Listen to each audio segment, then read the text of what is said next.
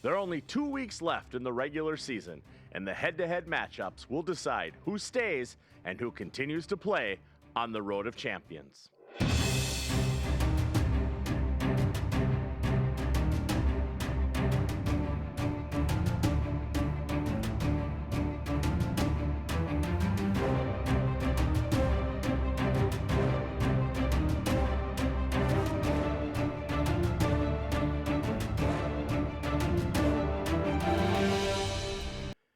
Welcome to the Road to Champions. I'm your host, Brian Sweeney, the voice of the Women's Football Alliance Pro Division National Championship game. Last weekend may have been the end of May, but the excitement we see on the field is going to continue to spill over into June. Alex filed this report on the D2 teams that he think may be ready to move to WFA Pro. Brian, I think the answer here is obvious. You look at Salt Lake and you look at Cincinnati. The body of work that both of those teams have done is more than WFA Pro ready. Yes, you look at Salt Lake, you look at Cincy, and you want to see more of those pro-level matchups in their schedule. But Salt Lake being the number one in the Massey ratings at this time is impressive. Regardless of how you look at the results, how you look at the schedule, it's impressive to see a Division II team that is not only playing good football, but is blowing the doors off of everybody that they play, even a team like the Nevada Storm. Same too with Cincinnati. Winners in Division III last year. They look to be in a good spot heading into Canton, Ohio this year. And if I'm the WFA, I'm faced with a very difficult decision come August and September of normally you put the team that wins Division II up at the top, but it's going to be a very difficult conversation with both of these teams in Cincy and in Salt Lake. Do you just move both of them up, or do you move three up, even with how well Atlanta is playing? Some really difficult questions to ask at the WFA Pro level this year. Let's look at the scores and highlights from Week 6. The Philly Phantoms closed out the home part of their season when they welcomed the Baltimore Nighthawks. In the end, it was Baltimore showing that they can hang at the pro level. Final score 44-0. The Dallas Elite Mustangs improved to 500 on the season by securing a season sweep over the Austin Outlaws. Final score 56-20. And in pro versus pro games, the Cali War finished off the road part of their schedule when they visited the Houston Energy. The War came out ready for battle and played a strong, smart game. They also, again in 2025, won their fourth straight game, something they have managed to do every season since the COVID-canceled year of 2020. The Energy could not keep up and slipped to 500 on the year. Final score, Cali on top, 52-6. Dallas put the most points on the scoreboard yet since the COVID-canceled season of 2020. And the War are looking to get a home field playoff game this season, the first time since 2021. Alex shares his thoughts on these teams going into Week 7. You know, you can take a look at a lot of ways that this breaks out. You look at Philly's offense continuing to struggle. You look at the way that Dallas's offense did very, very well against an Austin Outlaw team that has been one of the better teams in Division II, but compared to other teams in there this year, isn't quite up to par. But the big topic here, especially with the release of the Massey ratings, is the impact on the Cali War's big win against the Houston Energy. In last week's episode, I mentioned that this was a game that probably had postseason implications for both teams. It did, but to an even more extensive nature than I think any of us thought was possible following what we saw in previous weeks and then how everything got shaken up in this week's edition of the Massey ratings. It's a great win for the Cali War. But again, they still have to back it up. It's not just that you were able to beat a Houston Energy team and be able to do so in a decisive fashion. Now you have to look at your games that remain, especially coming up against Minnesota. That's a big matchup for the Cali War. Dallas still needs a lot of help to make that postseason picture. But when you look at, again, what the Cali War have done, finding that form again, finding that great offensive form that we're used to seeing from the Cali War, you have to be impressed with what's going on out there in Los Angeles. And for the Houston Energy, what could have been a season-ending loss just with how well every other team is playing and how the Massey ratings have affected their ranking in the Pro Division. When we come back, we will look at last week's Games of the Week. And in the first of two Games of the Week, ready to play 3 straight weeks at home, the Pittsburgh Passion welcomed the Tampa Bay Inferno. When these teams met in Week 1, it was the Passion leaving Tampa with the win. Tampa was hoping to return to Florida with the win of their own, but the top-ranked team in the National Conference was not going to let their home unbeaten streak end after last season and held on to win 30-22. Late in this game, it was tied at 22, and everyone thought that Tampa would get their first win since the Passion rejoined the WFA. Late in the game, Pittsburgh held tough and ended the game with a last-minute interception. Alex is back to give his thoughts on this game. Brian, let's start with a big tip of the cap to the Tampa Bay Inferno for being within a play, maybe two, of being able to knock off the Pittsburgh Passion. This was a really good matchup for them when they played down in Tampa, but then you go out to the Steel City and you have another really good game against one of the WFA's best. You're looking for those shows that close the gap between that second tier of pro teams and then that top tier. This is a game that does that, where the gap between Tampa and Pittsburgh may not be as far as we thought it was at the beginning of the season. A really good game by the Tampa Bay Inferno, and really not an easy out in the WFA postseason, especially in the National Conference. So good job for the Tampa Bay Inferno for keeping this game close and being within that chance to win. We mentioned last week this is the start of 3 potential more than successive home games for the Pittsburgh Passion. An odd way that their schedule got arranged with all these home games late. This is not how they wanted to start that home schedule. I talked about last week how Pittsburgh wanted to get that bad taste of that loss at home in the conference championship against Boston from last July out of their mouth. To me, that didn't do that. This did not do that. You can't be starting your home schedule against a team you beat earlier in the year and having this kind of a result. That's not Pittsburgh Passion winning football. That's not going to exactly give you a vote of confidence about this team that struggled in 2 home postseason games a year ago. You have 2 more chances to get it right with DC and with Cincinnati. But now all of a sudden, that top of the National Conference might be looking a little more shaky than it was at the beginning of the year. And in the second game of the week, the St. Louis Slam took the familiar path to Minnesota to once again play the Vixen. Both teams were ready for battle behind running backs Jada Humphrey and Shy Rhodes. Both players managing to get over 150 yards in the game and touchdowns for their teams. In the end, it was multiple high leap catches from Kerry McMahon that was the difference, as the Slam once again was the victor, this time by a final score of 42-19. St. Louis has only given up 46 points all season, each of those coming at the hands of the Minnesota Vixen. Will these 2 teams meet again in the postseason? That answer is more than likely yes.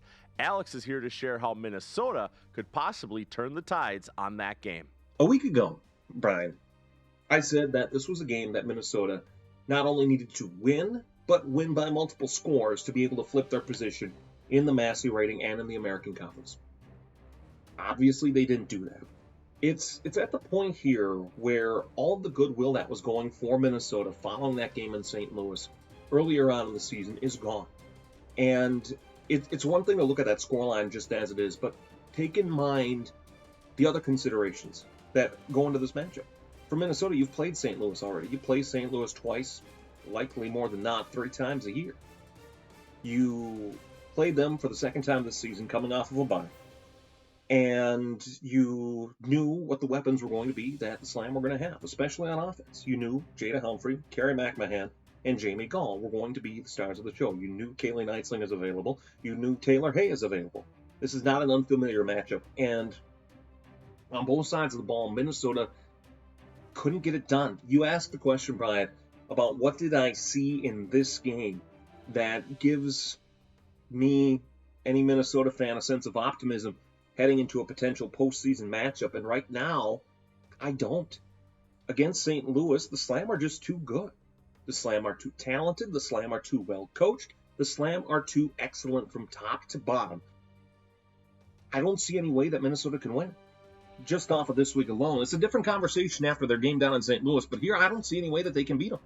There's simple things that you can clean up, but right now, with what we saw on Saturday, this is not a simple cleanup. This is not a simple fix. And it's baffling to me that the offense for Minnesota, with the knowledge of what St. Louis has, couldn't do more. And I said yet last week, all the questions I had about Minnesota were answered. Those questions are open again.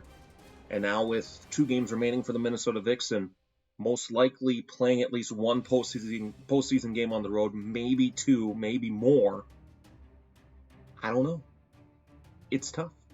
And that's where the Minnesota Vixen have put themselves because they couldn't take care of business at home this past Saturday. When we return, we will look at the Week 7 matchups.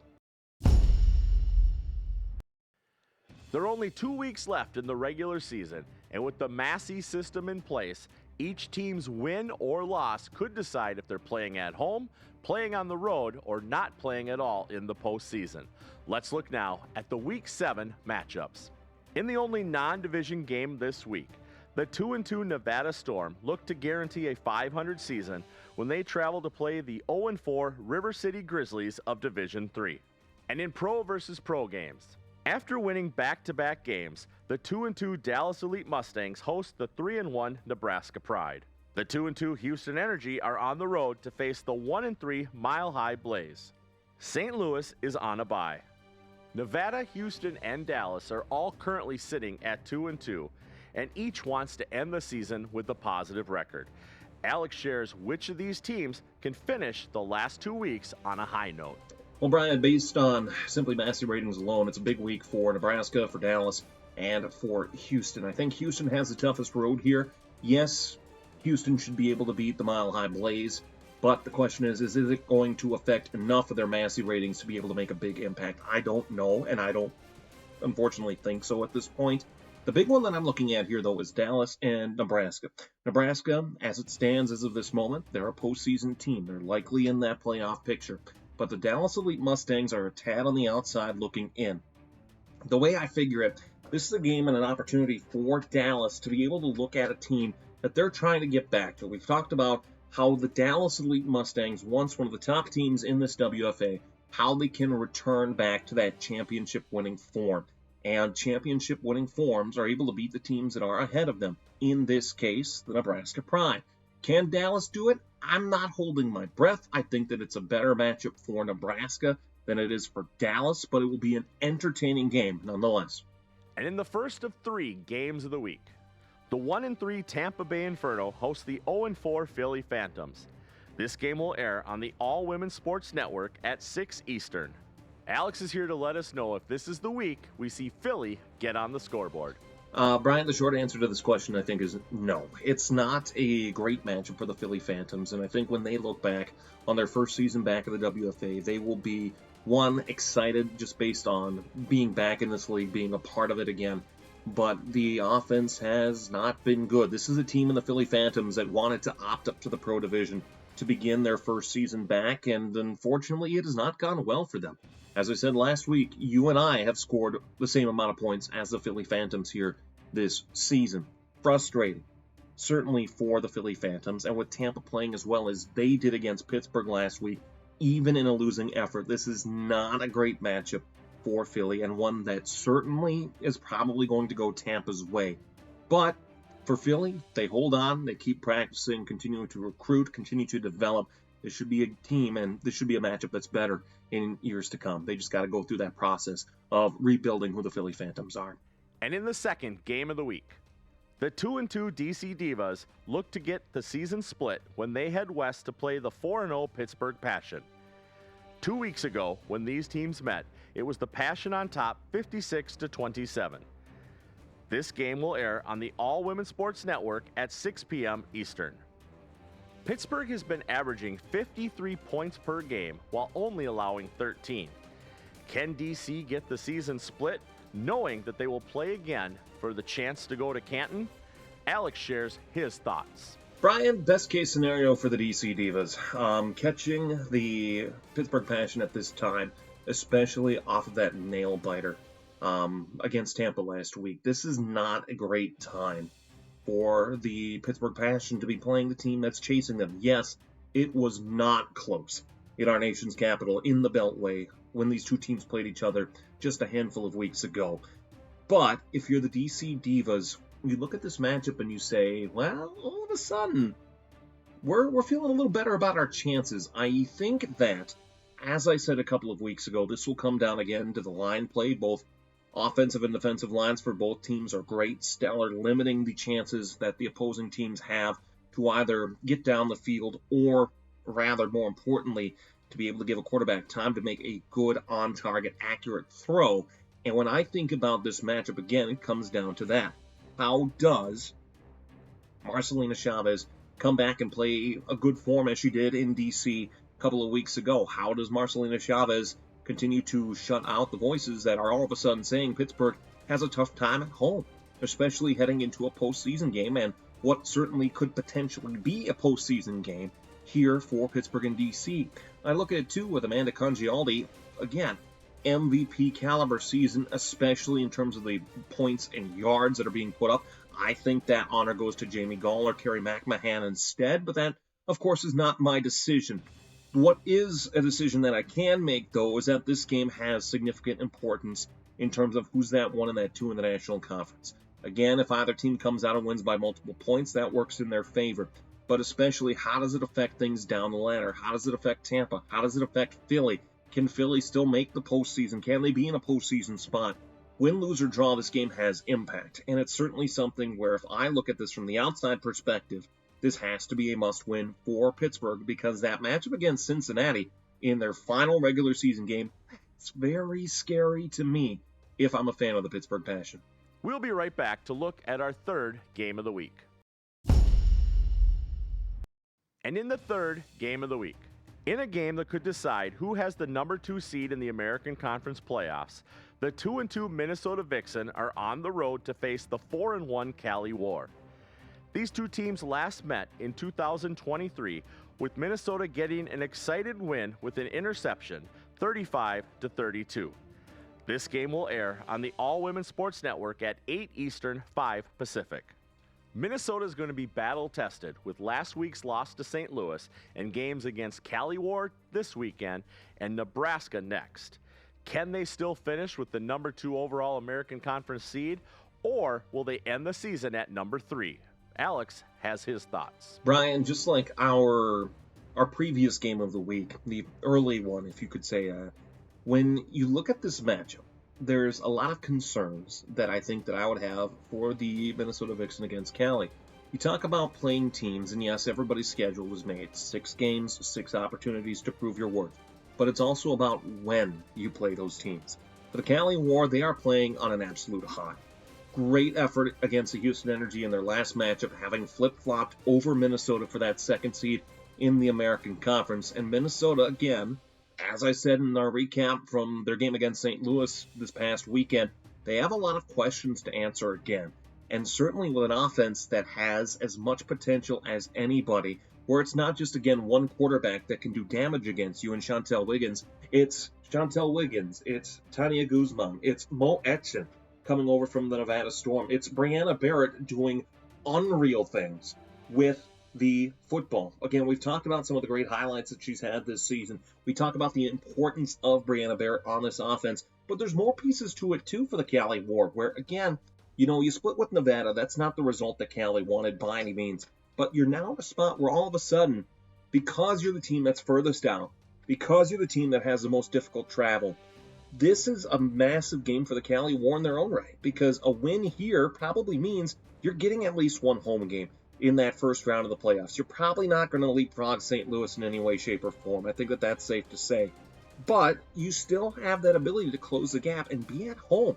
You think about Cali, this has been one of the great teams in the WFA football's history. You also look at it, though, where their success has largely been based on where they have to play. If they play on the road in the postseason, they have a tough time more times than not. If they play at home, though, they oftentimes force teams to look at that and say, well, this is a tough matchup. This is not a favorable matchup for us having to go out to Los Angeles. Minnesota, again, a must-win game, but I think the Cali War's firepower is going to be difficult for a secondary that got torched explosively in their game last week against St. Louis. We'll see what happens. It'll be an exciting game for sure, however it ends up. Lois Cook continues her series of interviews with the stars in the WFA Pro Division. This week, sitting down with Leilani Kamal in her segment, A Timeout with Lo. My name's Leilani Kamal. I play for the Mile High Blaze, and I'm a linebacker. The pitch, left side. I have to hold on to it, and a tough hit. Wow. Coming up to make the stick. Come All on. right. What got you into football? When I was 7, I was cheerleading, and my brother was about 3 or 4 at the time, and he would play flag football. And I hated cheerleading. I hated wearing skirts. I hated going and just cheering. I was like, this is boring. I'm just sitting here like, go team, you know? Like, I didn't like it. And so I started sneaking off from my cheer practices to my brother's flag football practices, and I would learn his plays and learn like what he was supposed to be doing. So then during the games, I would just be yelling at him. And I was like, you're not doing the play right. Like, you need to put your little chicken wings up to block. And like, I was yelling at him, and he was like 3 or 4. So he, eventually the next year, he got really mad at me, and then he was like, well, if you think you're so good, then you should play. And I was like, okay, I'll do it. Like, why not? Why didn't I do this before? So then I went out, did the summer tryouts and everything, the summer's conditioning, and when it was time to get pads, I just got in line. I was like, okay. And my parents were scared to let me play at first. They didn't want me to play, but luckily the coaches saw something in me, and so they convinced me to let me play. Tullis gets leveled. Leilani. She comes in like a Mack truck. And you, one thing that is also very important too is your faith. Can you talk about that? Okay. So again, during that COVID years when my faith really started growing, when my mother was sick and then my grandmother passed away, I really started growing in my faith and just figuring out who is Leilani, like who am I right now and who do I want to be. And it's really helped shape me into who I am, and God's really blessed me a lot, and I've learned a lot from my relationship with Him, and just knowing that everything's gonna be okay. And one of the first verses I've ever read is one that's always stuck with me. It's the verse that says, you may not know now, but later you'll understand. And that's just a constant one. Even when something is going really right in my life, something's going really wrong, just knowing that it's all part of the plan. Like, everything's gonna be all right. Good, bad, everything's gonna be fine. Like, it's all gonna work out, and everything happens for a reason. On that completion to Jamie Robinson, it's going to be close. 4th and short. Awesome. So what do you hope from this league? Like, what do you see in the next 5 years in WFA? I see continuous growth. The WFA is an amazing league. I mean, all the opportunities given me since I was 16, the outlet that I've had, like not having the WFA, I don't know where I would be right now. It's continued to help inspire me to continue to push and just be a role model for all the younger generation, all the younger girls that were like me that thought like they're all alone, but they're not all alone. And so I'm very grateful for this league. I see the league just continuing to grow. I mean, the way that there's so many more teams joining, people are realizing like, not just, I mean, yes, women's sports in general is growing, but like women's football in itself is growing like at a crazy rate. Like, I wouldn't have known that it would be where it is right now, because when I started when I was 9, I looked around and it was just all guys. And so I thought I was all alone. And seeing how far the league's come right now, I know that it's just going to continue to grow.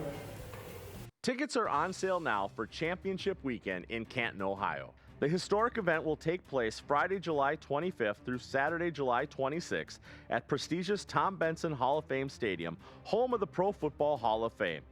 Tickets are on sale now at Ticketmaster at www.hofvillage.com. And don't forget, if you have a story that you want to see on Road of Champions, send it to us at roadofchampions@gmail.com. For Lois Cook and Alex Wested, I'm Brian Sweeney, and we'll see you next time on the Road of Champions.